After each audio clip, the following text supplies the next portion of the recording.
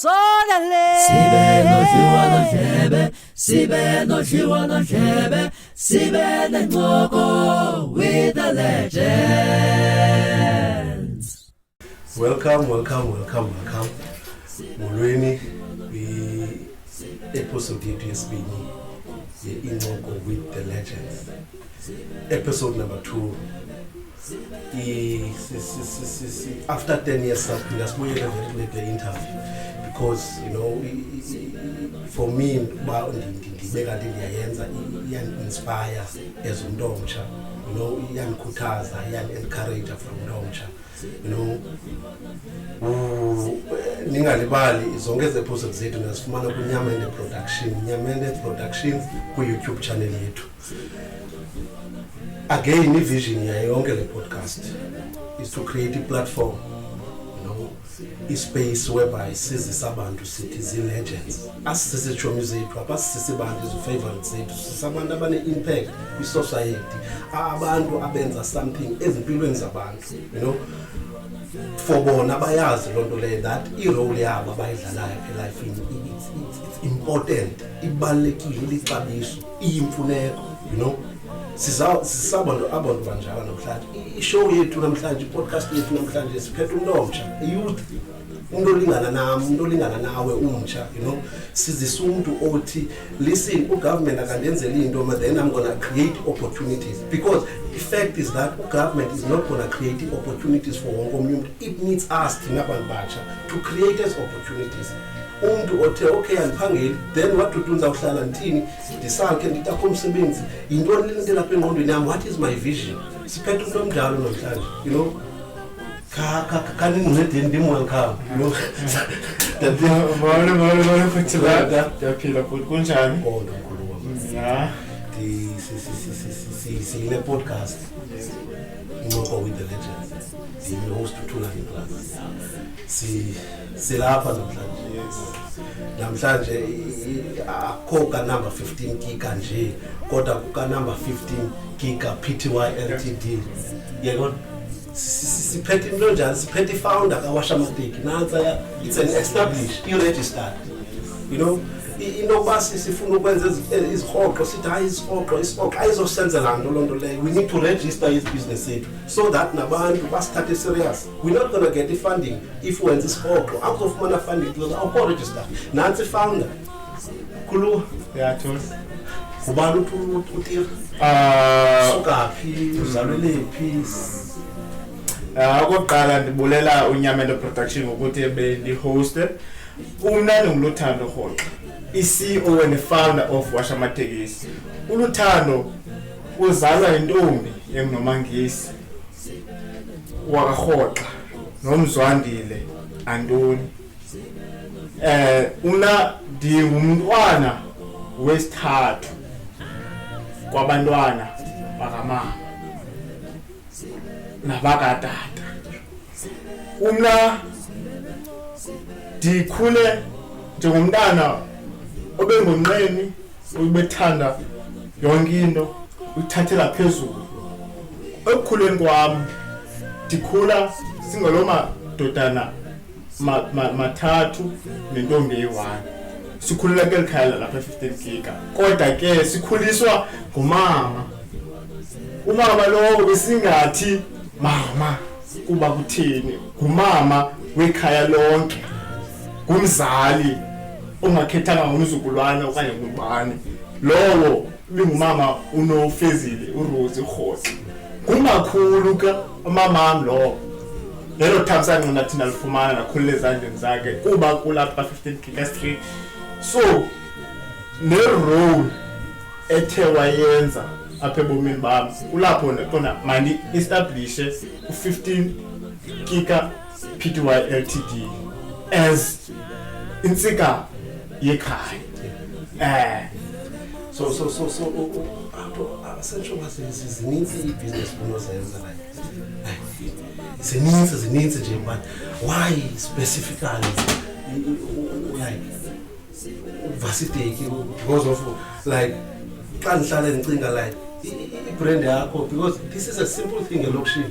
Umuntu benoyithatha kancinci Vasiteki, but wena uyenza cool and vibrant because ke ngibona ku Facebook ka so post into zakho like even the talk abantu bayathetha ngowasha amateki say out of all business bunozenza why washa amateki into endayibonayo apha ebantwini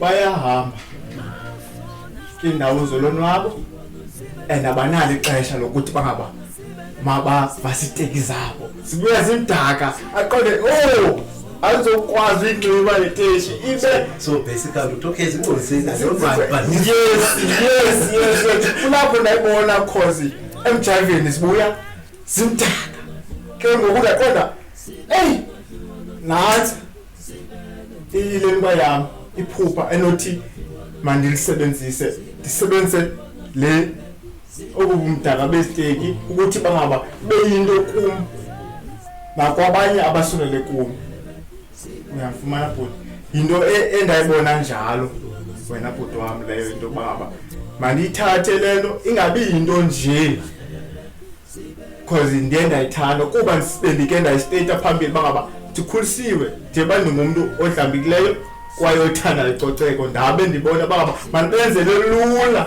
ngoba ucoceko ndiyayithanda bumdaka babo mandibokline so basically unguwasha amateki na self because of your passion uthanda ne-commitment yami kuyo le so ithathe ixesha elingakanani like establish like experience obenazo even uxelele ifamily banza lento like simple thing basiteki come on lawyer ungathini senjoba ezo experience njalo udibene nazo futhi ezo challenges wa overcome kanjani just to prove that this is you, this is uwasha amateki, it's me, it's not ndifuna ukwenza quick income wawa but it's my vision. Yes.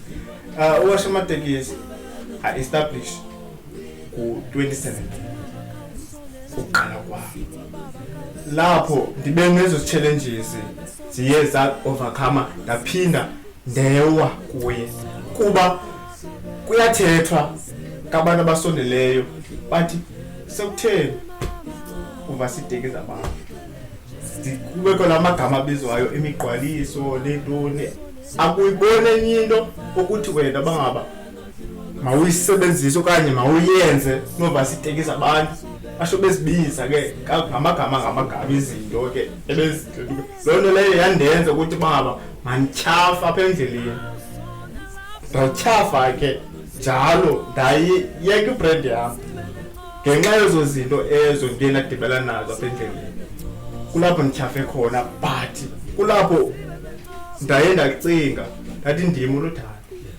bangaba ubani ancingele leyo into izandenza bangaba mandithini mandingayazi indlela yami eya empumelelweni kuba intoni i-destiny yami lena only yami uyamfumana bhuti ngokuthethayo ukuthi iqatha something apha emqondo ndiyigraspa nje ukuthetha because even nokuwa kwakho then but for you uphinde vele ubuyele ithi loo nto leyo i-vision onayo oyibonayo wena wedwa abanye abantu abangayiboniyo the only permanent vision ile yakho which is whatever temporary senjoba eyenzekayo apha kuwe into zokuwa kawasha amateki whatever ithi loo nto leyo that is only temporary but eyona nto permanent ilewe ndiyibona wedwa ithi loo nto leyo isenothatha sometimes a lifetime abantu uba convinced that this is you, this is, you understand. So at the moment iqhuba njani business uwasha amateki? At the moment hamba inamaxesha iphinde be right binamaxesha iphinde be wrong like upper mid month ayihambi kahle business because abantu abanalo and abantu funeke ke ngoku benze ezinye izinto zabo kodwa ndithi xa kuphela inyanga nokuya kwavele kuphela kenyanga hayi iyahamba kahle business and ke nalapho ke ngoku abantu bayaza ubuninzi and service yakho inhle kuba ndiyasithatha ndiyadeliverisha namokwa with no cost free That's why indiyenza bangaba mayibe unique kuba lento le is about passion ne commitment andiko kuyo bangaba ndizele kuyo inzuzo. Lento bangaba ndithanda ke uwasha amatekisi unique no different olohlobo yini. Okay, masiphumule nje kanti isengithi into efuneka siyinkolo. Sibe Ngoko with the legends. Sibe Ngoko with the legends. Yeah, sibuyile lo le founder, owner of Iwasha Amateki. You know, xa uzazisa like ngokuyo funeka ube confidence ethi ngilutha lokho xa ndi founder kaWasha Amateki.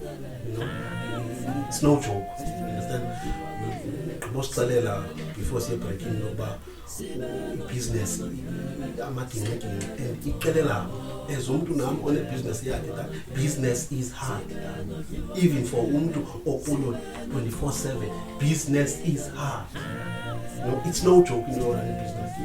It's risk of uzithathile as ungena capital, ungena inheritance, just uyenza uqonda lento yipassion inzini business, you know. But kuzo zonke zonto we have to basi prosper, we soldier on, you know. Hlala sitsho kuwe ndithi okay apha sisemfazweni but ukwifights apha emfazweni sizozuluza but we gonna win the war. Get right mindset, you know, knowledge, thethe nabantu, you know, usurround, you know, nabantu abaki business, nabantu that or aba well established, you know, to feed your mind because it's about into lapha ngaphakathi, you know. So apha kuloWasha Amateki ufuna achieve ntoni, you know, going forward like vision, you know, because I ndabona ba uvule nenye nantsuku ibrand. So zeziphi izinto going forward that you like really want to say Iwasha Amateki I want to break his boundaries athini, you understand? Because andifuni nokuyithatha light into yokuba what you're doing, you helping government to create jobs. Government is not going to create jobs for everyone. Government akanayo mali leyo. Government must funeka sinike amanzi nekubane nezindlu. Uzayenza njani imisebenzi? Only government into nayenza uza create i-projects in 3 months. But with us, thina siyi-youth, sisebenzisa amandla engqondweni and create these things. Sisusa abafana ezitratweni, sisusa namafana abantu. Because the only thing that abafana bananokwenza. But when I let me answer, you talk about ababini abathathu ephaya esitratweni ubazisa. You understand? So noba beza mcinga ukwenza ntoni xa behleli phekole nabakwazi uyenza because now into efocus kuyo ekugqibeleni ubanika loo nto ubanika yona. You know, ngeziphi into ofuna uku-achieve ngoWasha Amateki? Izona zibaluleke kakhulu busozicabuleni apha kuWasha Amateki eyona ndoqo andifuna unqoba yonke into possible benefit. Sinawo amandla ukuthi masizenze. Andifuni uthiwe utatira lento uyiqale ngemali enga. No. Ngizame ngemotho yami. And ukuyenza lento lena ndiyenza with a passion and commitment noyithanda. Kuba okokuqala andikhulanga ngamandla na. Nje babenze ndibeke.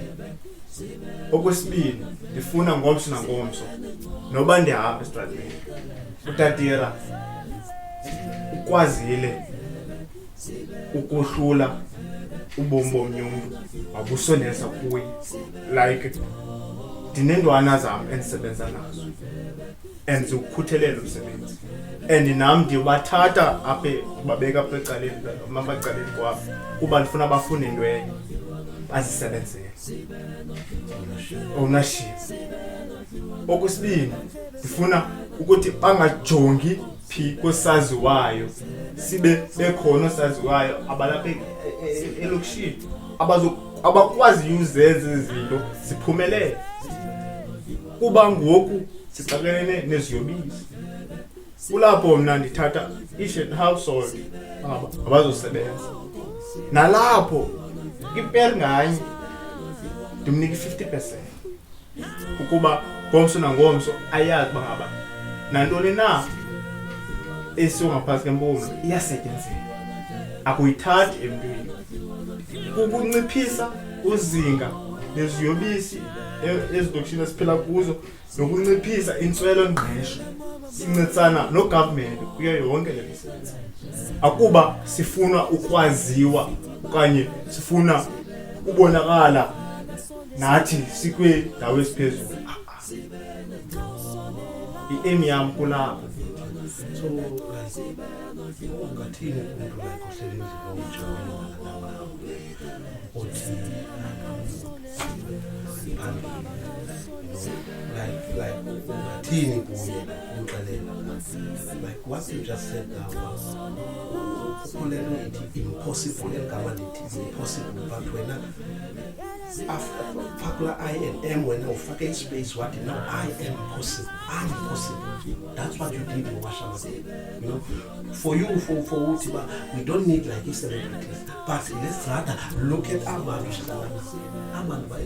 That's the platform that we're creating when I grow up. Gale podcast. Ukabanda benzi impact abafana. Wena ka uthathe izantwana ezimbini abafana bayithuzwa banatsuka, that's the impact. Because ekugqibeleni ushika phaza phakla mfana elingasoze lithini. We're trying to bring our content to the show. You know, to say guys, what you doing, don't stop.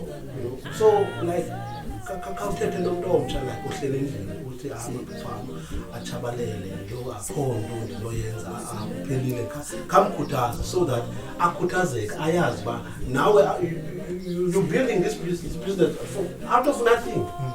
Athethe naye ukulo okokuqala into omusha uyayenza ungakhange uve zivuwe zabantu. Uyayibona lezi ibonwa nguwe. Sizoba khona izinto ezizawuqhawula kule ndlela yakho. Kodwa mina ngithe into yokuqala umthandazo.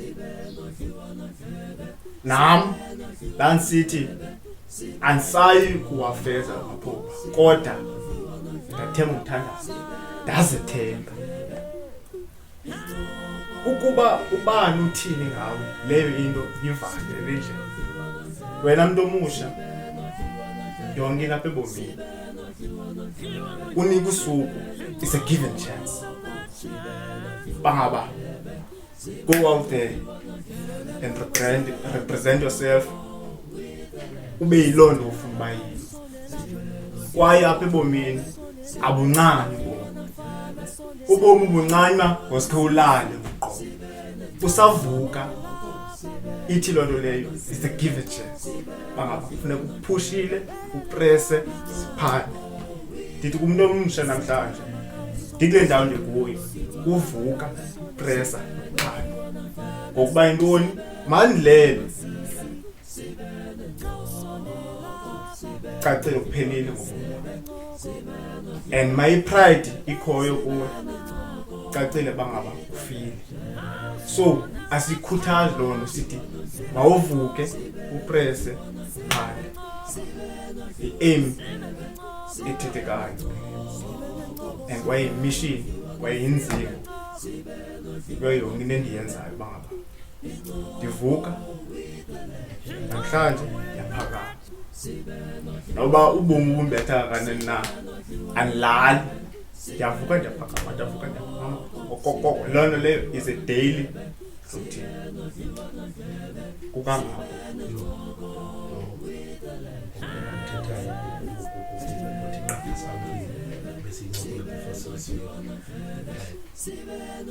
ukuba awuzolifezekisa iphupha lakho umuntu uzakuqesha ufezekise lakhe until you are 70, until you are 80, then you die. Ungakhange ube nalo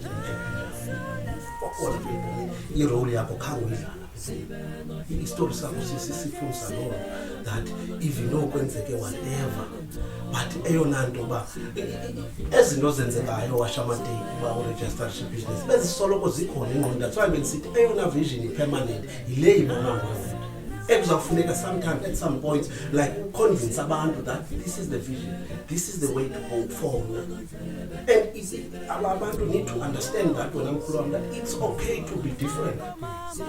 No, asingaphuma kumzalonye, but we might not take the same journeys. It's okay to be different. You understand? For when I ube like a guy just but it's okay. That is you. You You understand? And story sakho sifundisa noma first and foremost uzazi. Know yourself.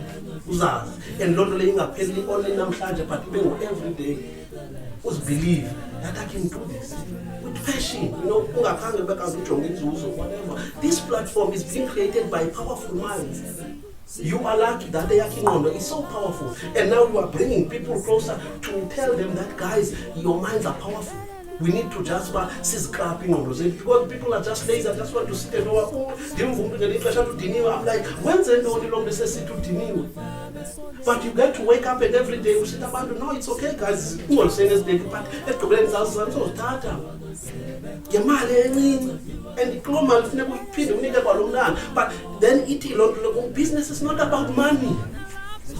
Business is about making an impact. It's about providing a good service, quick customer. Money will come after. Don't worry about money. That's what any like guys, you know, podcast, you know, different. You know, we just bring now. When I'm who think that okay, I can't need some noise just an example. Akashiyela ngalifa nix ngabazali bakhe but uthatha le center naye wenza something so that ancede umuntu. Then gave into not impossible. Ayikho into impossible ebomini. You just said now each and every day then it's a new chapter. Each and every day it don't like because something that we have to accomplish. The reason why you sisaphila bomi thina it don't like izinto still that we need to do. Abantu celebrate. It's not that their fault. It's not their fault. Nothing to overstep on. But it's not a mistake. It's because of izinto kufuneka sizenzile. You need to stop being lazy. Laziness should be a phobia. Funeka siyoyika into okoyika. Sit no, and start working, guys. And sisiyeka le nto ungafuna ukwenza business uphele lapha endlini. No, establish your business, register. It's not about money. Possible, man. No, tell the stories in there. You know, vision layer up like who's the saban instead of tina system. You know, ukunika bandi flowers are you still wait. You are a legend in making. You are a legend. Where's the impact already? Which is when the impact. Why not tell your celebrity? No, that's bull. Yonke episodes is Fumana Kunya Mende Productions. Yonke. With your host Tulan Glass.